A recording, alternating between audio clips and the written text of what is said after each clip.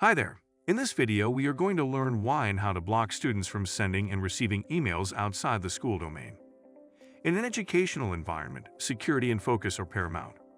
Allowing students to send or receive emails from outside the school domain can introduce risks such as exposure to inappropriate content, distractions, and potential security vulnerabilities. By restricting students' email permissions to only school-based addresses, administrators can create a distraction-free, safer digital environment that aligns with educational goals and policies. So how to restrict students from sending and receiving emails outside the school domain? This video will walk through configuring Google admin settings to block external emails for students, ensuring that their communication remains within a secure, controlled space. To get started, navigate to your Google admin console and follow these steps.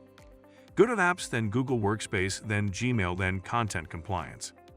Select the organizational unit for your students, which should include only student accounts.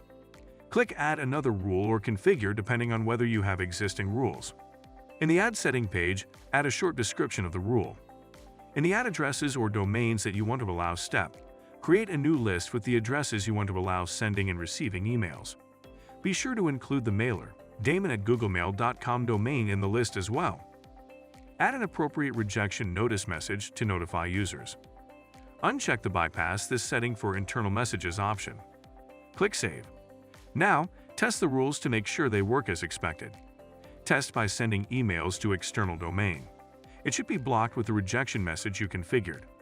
Test by receiving emails from external addresses. The email should be rejected, and the sender should see the rejection notice.